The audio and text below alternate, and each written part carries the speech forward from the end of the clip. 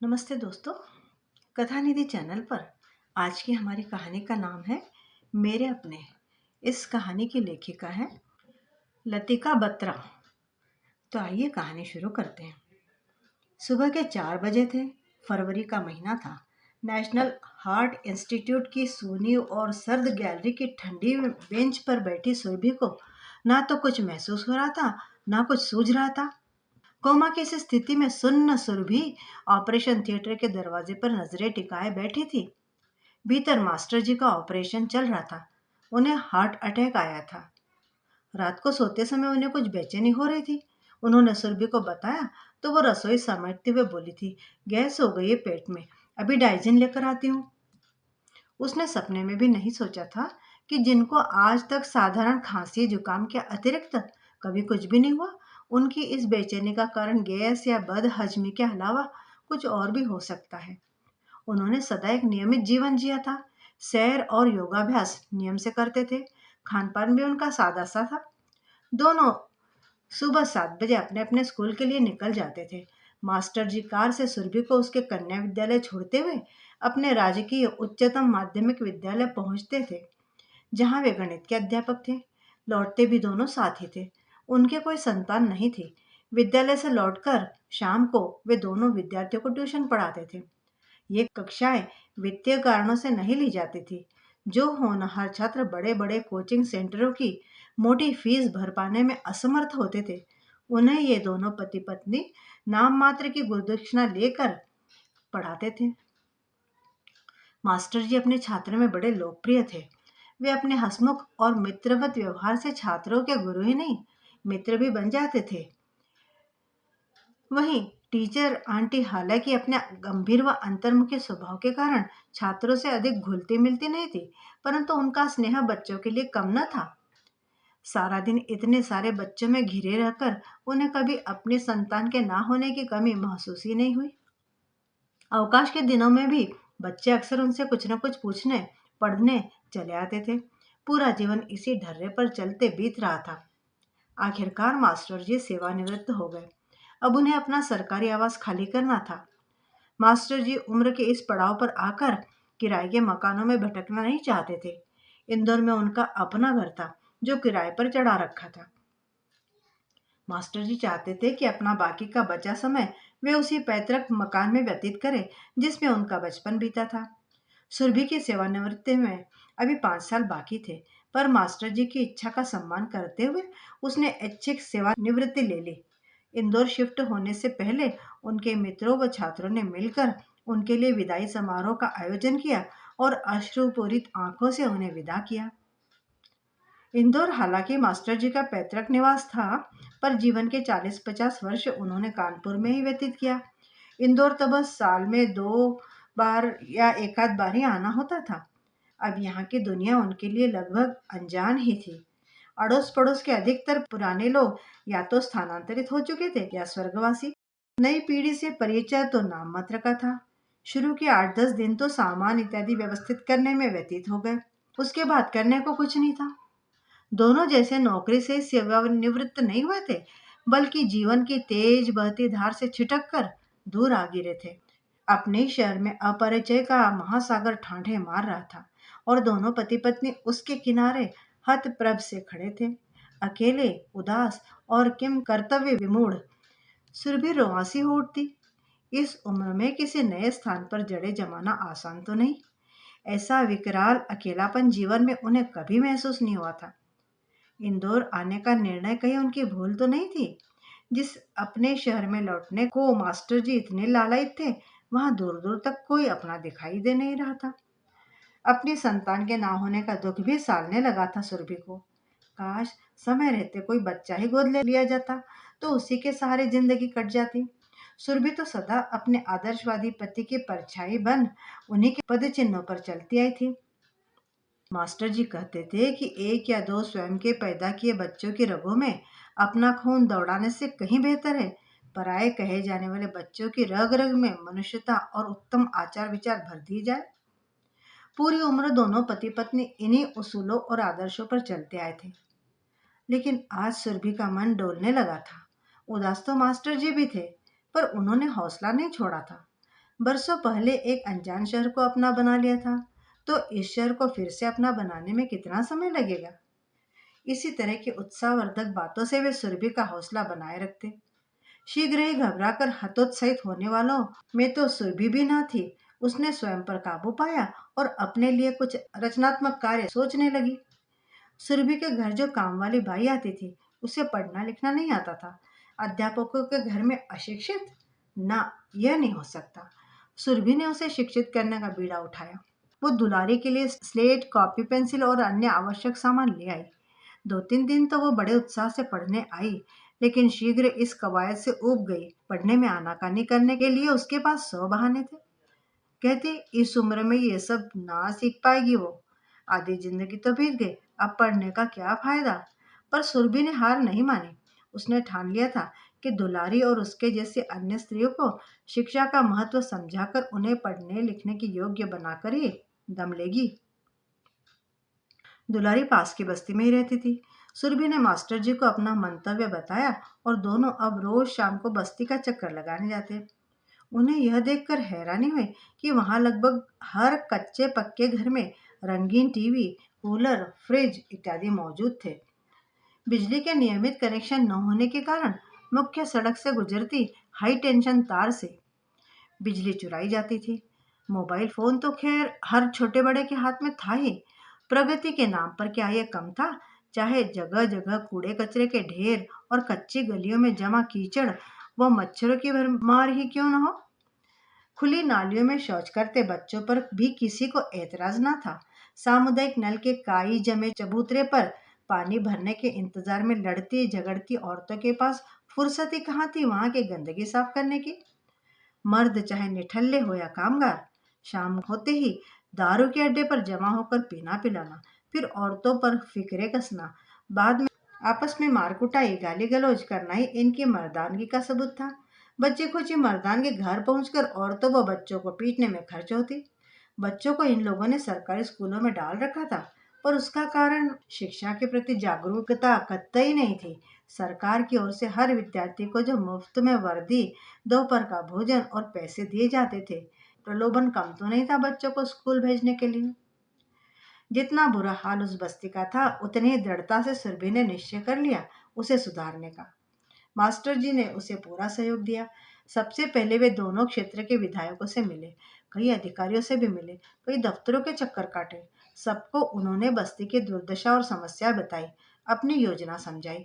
क्षेत्र के सर्वोदय विद्यालय के प्रधानाध्यापक से भी मिले और रात्रिकालीन प्रौढ़ शिक्षा केंद्र शुरू करने का प्रबंध किया। लोगों को केंद्र पर आने के लिए आकर्षित करने के लिए सुरभि ने एक अनोखा कार्यक्रम बनाया। यूनिवर्सिटी के टेलीकम्युनिकेशन एंड मल्टीमीडिया विभाग के डीन से मिली, उन्हें अपना प्रोजेक्ट समझाकर उनसे सहायता मांगी। वह चाहती थी कि छात्र सामाजिक जागरूकता व महिला कल्याण जैसे विषयों पर कुछ ऐसे रोचक और विचारोत्तेजक फीचर और अन्य एनिमेशन फिल्मों का निर्माण करे जो नीरस डॉक्यूमेंट्री फिल्मों जैसी न हो। मनोरंजन के साथ साथ वे फिल्में उनके दिलो दिमाग को झकझोर कर सोचने पर मजबूर करें। छात्रों ने उनका भरपूर साथ दिया और कई टेली फिल्मों का निर्माण किया, जिनका प्रदर्शन हर रविवार को केंद्र पर किया जाने लगा। इसके साथ ही मास्टर जी ने इंदौर युवा नाट्य कला केंद्र के नुक्कड़ नाटक करने वाले कलाकारों को भी अपने साथ जोड़ लिया। ये लोग हफ्ते में एक दिन वहां सामाजिक जागरूकता संबंधित नाटक खेलते।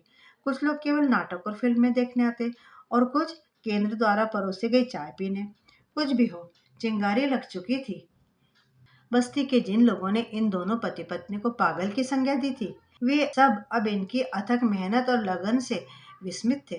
कुछ तो बात है इनमें। जो कुछ भी ये लोग कर रहे हैं, शायद उसमें सच में ही हमारा भला हो। और धीरे धीरे बात बनती गई। स्कूल चल निकला।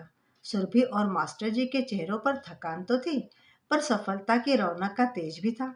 सुरभि ने जो कार्य अपने खाली समय के सदुपयोग के लिए शुरू किया था, अब वो एक लक्ष्य बन गया था। सारी उम्र एक नियमित जीवन जीने वाले व्यक्तियों की दिनचर्या अब इस उम्र में आकर अस्त व्यस्त हो रही थी।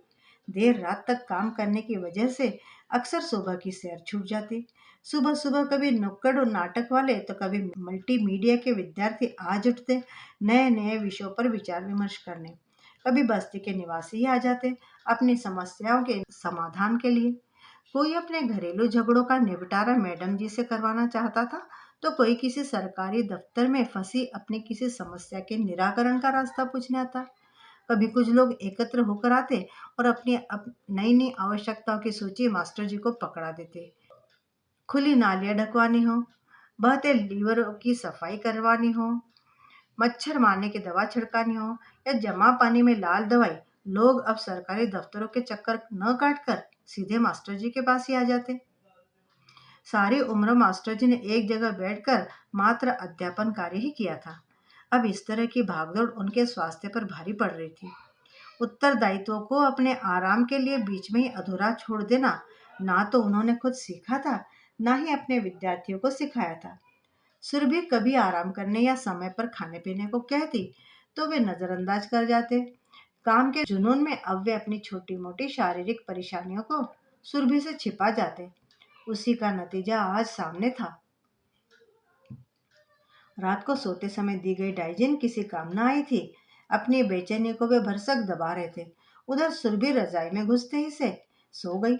मास्टर जी कुछ देर तक यूं ही बेचैनी में करवटें बदलते रहे, फिर धीरे से उठकर कमरे में टहलने लगे। उन्हें पसीना आने लगा था। सीने और बाजू में तेज दर्द महसूस हुआ। आंखों के आगे अंधेरा छाने लगा। सीने में एक बार फिर दर्द की तेज लहर उठी। वे बिस्तर पर लुढ़क गए। सुरभि की नींद तभी टूटी। वह घबरा कर उठ गई और मास्टर जी को अर्ध बेहोशी में पसीने से लथपथ और दर्द से कराहते देखकर उसकी चीख ही निकल गई। सारे संकेत हार्ट अटैक की ओर इशारा कर रहे थे। उसने दौड़कर दवाइयों का डिब्बा उठाया और एक एस्पिरिन टैबलेट पानी में घोलकर मास्टर जी को पिला दी। फिर उन्हें शाल ओढ़ाई और भागकर गाड़ी की चाबी उठाई। दरवाजा खोलकर चौकीदार को बुलाया और उसकी सहायता से मास्टर जी को गाड़ी में लिटाया। फिर घर के दरवाजे तक बंद करने की चिंता किए बिना तूफानी गति से गाड़ी दौड़ाती वो अस्पताल पहुंच गई। आपातकालीन विभाग में तुरंत उन्हें डॉक्टरों ने घेर लिया। यह एक मेजर हार्ट अटैक था। मास्टर जी को आनन फानन ऑपरेशन थिएटर में शिफ्ट कर दिया गया। सुरभि को रिसेप्शन पर जाकर संबंधित आवश्यक कागजी कार्यवाही पूरी करने को कहा गया। खून का प्रबंध भी करना था। सुरभि जैसे सम्मोहनावस्था में थी, वो यंत्रवत भाग भाग कर सारी व्यवस्था करने में लगी थी। ऑपरेशन शुरू हो गया था। सुबह के 6 बज गए थे। ऑपरेशन थिएटर के बाहर सोने गलियारे में सुरभि 2 घंटे से मूर्तिवत जड़ बैठी थी। उधर से गुजरती एक नर्स की दृष्टि उस पर पड़ी, तो वो पास आकर उसे सांत्वना देने लगी। जब उसने देखा कि बिना पूरे गर्म कपड़ों के वह ठंड से कांप रही है, तो उसने तुरंत वार्ड बॉय को आवाज लगाई और एक कंबल मंगवाया। उसके लिए गर्म कॉफी मंगवाकर जबरदस्ती पिलवाई। फिर बोली, मैडम सर ठीक हो जाएंगे। मैं देख रही हूँ कि आप कब से अकेले ही भाग दौड़ कर रही है। आप अपने बच्चों और रिश्तेदारों को फोन कर दो। फोन है ना आपके पास, या मैं दूं? कॉफी और कंबल की गरमाई व नर्स के स्नेहमयी सांत्वना की गरमाई से पत्थर बनी सुरभि पिघल गई। उसकी आंखों से अब आंसू बहने लगे। कानपुर में होते तो एक फोन करते ही सारा शहर एकत्र हो जाता, पर मास्टर जी के इस अपने अजनबी शहर में उसे एक भी व्यक्ति याद न आया जिसे संकट की इस घड़ी में वो सहायतार्थ बुला सके। 8 महीने हो गए थे उन्हें यहाँ आए, पर अड़ोस पड़ोस से सामान्य दुआ सलाम से अधिक संबंध नहीं बने थे। बस्ती के कई व्यक्तियों, मीडिया और नाट्य अकादमी के छात्रों के नंबर थे उसके पास, पर वो निश्चय नहीं कर पा रही थी काम के सिलसिले में जिनसे औपचारिक मेल मुलाकात है, क्या उनसे इतना रिश्ता जुड़ गया है कि निजी आवश्यकताओं के समय उन्हें सहायता के लिए बुलाया जा सके। सुरभि को एक बार फिर से उन अपनों की कमी खलने लगी जिनका अस्तित्व कभी था ही नहीं। मास्टर जी के माता पिता उन्हें किशोरावस्था में ही अकेला छोड़कर इस दुनिया से चले गए थे। वे अपने माता पिता के इकलौते पुत्र थे। धीरे धीरे उस बालक से सभी सगे संबंधियों ने दूरी बना ली थी कि कहीं अनाथ बालक का उत्तरदायित्व उन पर ही ना पड़े। दूसरी ओर सुरभि ने अपने माता पिता को कभी देखा ही नहीं था। उसका पालन पोषण उसके चाची चाचा ने किया था। मास्टर जी से ब्याह कर उन्होंने फिर कभी उस ओर पलट कर नहीं देखा था। इन दोनों के विवाह के बाद जब अपना नीड़ इन्होंने बसाया, तो उसे प्रेम और समर्पण से ऐसा सजाया कि अन्य किसी रिश्ते का अभाव खला ही नहीं। 10 साल बीत गए। फिर उन्हें अपने आंगन में किलकारियों की कमी सताने लगी। शादी के इतने बरस बाद भी वो इस सुख से वंचित थे। सारे चिकित्सकीय प्रयास प्रयास जब निष्फल रहे तो सुरभि ने मास्टर जी के विरोध के बावजूद और अपनी अवधारणाओं के विपरीत जाकर पूजा पाठ, व्रत, मन्नत, पंडित, मौलवी कुछ भी न छोड़ा। लेकिन सब व्यर्थ के पाखंड सावित्री हुए। धीरे धीरे सुरभि के माँ बनने की संभावना क्षीण होती जा रही थी। अब वह बच्चा गोद लेने का मन बना रही थी, पर मास्टर जी के आदर्श कुछ और ही थे। उनके अनुसार एक बच्चे को गोद लेकर उसे अपना वारिस बनाने से उत्तम है उस हर बच्चे में प्रेम बांटना जो उनके पास पढ़ने आता है। एक को मेरा कहने से बेहतर है सबको अपना कहना। सुरभि ने तो अपने मातृत्व की धारा को उसी ओर मोड़ दिया था जिस ओर मास्टर जी चाहते थे। पर आज कहाँ है वे सब अपने, कहाँ है वे? अचानक रिसेप्शन की ओर कुछ हलचल सी हुई। 15-20 लोग हड़बड़ाए हुए तेजी से भीतर घुसे और रिसेप्शन को घेर कर कुछ पूछताछ करने लगे। रिसेप्शनिस्ट ने उन्हें इशारे से कुछ बताया और भीड़ तेजी से ऑपरेशन थिएटर की ओर लपक पड़ी। कुछ पास आने पर सुरभि ने देखा कि कुछ छात्र थे जो उनके साथ बस्ती में काम करते थे। उनके साथ कुछ बस्ती वाले लोग और सुरभि के पड़ोस में रहने वाले राजीव जी और उनकी पत्नी भी थी। अम्मा कहते हुए एक छात्रा वृंदा पास पहुंचते ही उससे लिपट गई। वे सबको पता नहीं क्या क्या पूछने लगे। सुरभि को बस एक ही आवाज सुनाई दे रही थी। क्या कहा था उस लड़की ने? अम्मा? सुरभि को अम्मा कहा था उस लड़की ने। ये सब विद्यार्थी अक्सर उसके घर आते थे। कभी कभी बेतकल्लुफी से किचन में घुसकर चाय कॉफी या नाश्ता भी बना लेते थे। मास्टर जी स्वयं बच्चों के साथ बच्चा हो जाते थे, पर सुरभि का व्यक्तित्व ही कुछ ऐसा था कि वो सब बच्चों के प्रति आत्मीयता तो रखती थी, पर वह आत्मीयता उद्दंड बरसाती झरने सी न हो पाती, बल्कि शांत गंभीर मान सरोवर सी थी। सुरभि के गुरु गंभीर चेहरे को और भी गुरुता प्रदान करती बालों में चांदी के चंद तारे, आंखों पर चढ़ा मोटे शीशों वाला चश्मा, कलफ लगी सिलवट विहीन सूती साड़ी और सदा कसे रहने वाले होठों के कोर, ये सब कुछ मिलाकर उसका व्यक्तित्व जैसे एक अदृश्य प्रभा मंडल से घिरा रहता, जिस पर प्रवेश निषेध की तख्ती लगी होती है। ऐसे में वो आदर और सम्मान की औपचारिकता में बंधे विद्यार्थियों और बस्ती वालों के लिए मैम ही थी। पर आज अचानक क्या हुआ? शुष्क वर्जनाओं को ध्वस्त करता हुआ ये कौन सा झोंका था जो सुरभि को विभोर कर गया? या कि वो स्वयं ही कोई आस थी इस समय? बीती रात्रि का एक एक पल उसके चेहरे पर चिंता की झुर्रियां बनकर बिछा हुआ था। झुकी कमर और दुख से कातर आंखों में ना जाने वो कौन सा खिंचाव था जो वृंदा उसके गले आ लगी थी। विकास, तरुण, तारा, सुबोध, रुचि सबने उसे घेर लिया था। अम्मा, आपने हमें फोन क्यों नहीं किया? अरुण बोला। वह तो अच्छा हुआ कि भूरा चाचा को मेज पर रखा मास्टर जी का फोन मिल गया। आप दरवाजे जो खुले छोड़ आई थी, उन्होंने फोन करके अरुण को सब बताया। रुचि बोलते बोलते रुआंसी हो आई। उसके बाद किसी ने डॉक्टरों से मास्टर जी के ऑपरेशन के बारे में जानकारी लेनी शुरू की थी, तो कोई नर्स द्वारा थमाया गया दवाइयों का पर्चा लेकर केमिस्ट की दुकान की ओर दौड़ा। रुचि ने उनकी कमर के पीछे तकिया लगाया और उनके पाँव बेंच के ऊपर कर दिए, फिर ठीक से कंबल उड़ा दिया। मालती शर्मा ने थर्मस से गर्म चाय निकालकर स्नेह पगे आग्रह से उन्हें पिलाई। अधिक खून की आवश्यकता न पड़ जाए, इसलिए सभी बच्चों ने तुरंत अपने खून के सैंपल दे दिए जांच के लिए। बस्ती के ड्राइवर ने अपनी टैक्सी अस्पताल के बाहर ही खड़ी कर दी कि कहीं भागदौड़ की जरूरत पड़ जाए तो। भूरा ने बताया कि वो दुलारी और अपनी घरवाली को मास्टर जी के घर बिठा कर आया है, इसलिए सुरभि को चिंता करने की जरूरत नहीं है घर की। सुरभि भौचक्की से कभी एक की सूरत देखती तो कभी दूसरे की। कितने प्यारे, कितने अपने लग रहे थे आज ये सब। सुरभि ने पहले अपने भीतर मातृत्व की अंगड़ाई लेते महसूस किया, फिर उसने बाहें फैलाकर बच्चों को अपने सीने से लगा लिया। मित्रों, उम्मीद करती हूँ कहानी आपको पसंद आई होगी। कमेंट करके बताइएगा ज़रूर। और चैनल पे अगर नए हैं तो चैनल को सब्सक्राइब ज़रूर कर लीजिएगा। मिलती हूँ दोबारा बढ़िया सी कहानी के साथ। तब तक विदा। आपका दिन शुभ हो।